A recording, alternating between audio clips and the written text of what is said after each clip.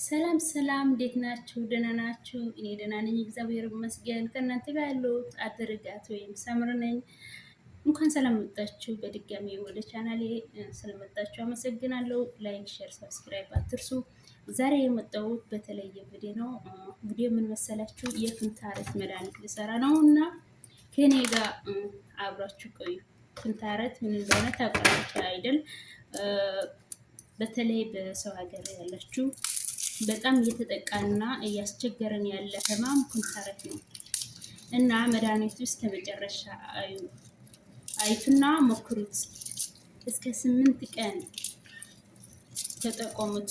አሳያችኋለሁ አሁን እንዴት እንደሚሰራው። ደግሞ በቤት በቀላል የሚገኝ ነው። እኔ ማርያምን እንደዚህ አልመስለኝም ነበር። በጣም ነው የተጠቃሁት። በጣም ነው እያመመኝ የነበረ እና ከዛ መዳሜ ነው የነገረችኝ እንዴት እንደሚጠቀመውና አሰራሩ። አብራችሁ ቆይና አብረን ስራ ምን እንደሚጠቀመው ደግሞ አሁን አሳያቸዋለሁ።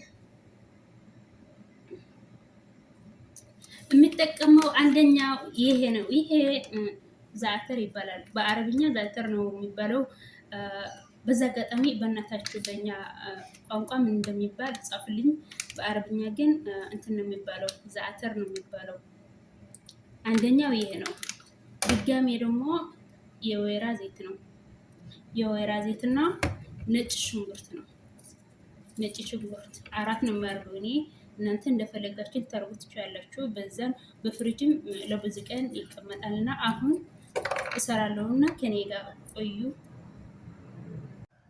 እንደዚህ መጀመሪያ ነጭ ሽንኩርቱ እንትን ነው ማድረግ ያለብን። እንደዚህ ቀርፈን ወይም ጽድት አድርገን አጥበን ነው የምንቀለቅለው።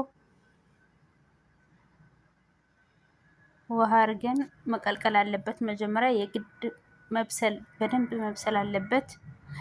ደግሞ የኩንታረት እንደዚህ ሲያመን በሆድ ድርቀት ነው የሚነሳው። በብዛት በሆድ ድርቀት ነው የሚነሳው እና የምንመገበው ምግብ ደግሞ እንደ ተልባ እና እንትን ምንድን ነው የሚባለው ሰላጣ ያለ ምግብ ለሆዳችን ትርክስ ማርግ ምግብ መመገብ አለብን።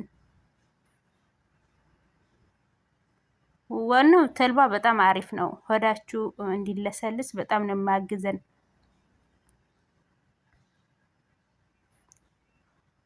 አሁን እንደዚህ ከበሰለ በኋላ ከውሃው አስወጥተን ነው እንትን ማድረግ ያለብን በሹካ ወይም በማንኪያ።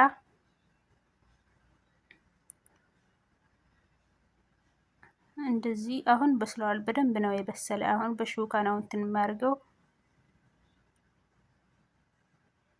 እንደዚህ ድክም የማደርገው ማለት ነው። በደንብ አድርጌ ነው እንትን ያረኩት።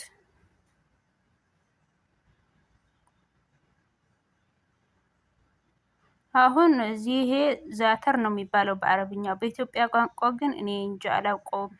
በአማርኛ ምን እንደሚባል አላውቀውም። ይሄ ደግሞ የወይራ ዘይት ነው። የወይራ ዘይት ለሁሉም ነገር በጣም አሪፍ ነው።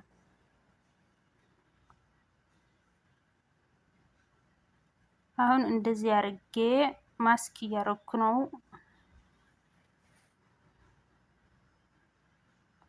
እንደዚህ በደንብ እስከሚስማማ እንትን ማድረግ አለብን። መደናበር አለበት። እንደዚህ አስማምተን ነው የምንጠቀመው።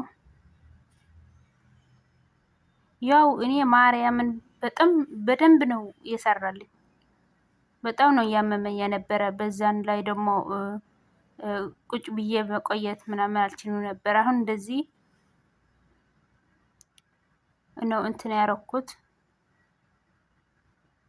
ይኸው አያችሁ፣ ይሄ ነጭ እንትን ነው፣ ጡጥ ነው። ጡጥ ታውቃላችሁ አይደል? ጡጥ ነው ይሄ፣ ነጭ ጡጥ ነው።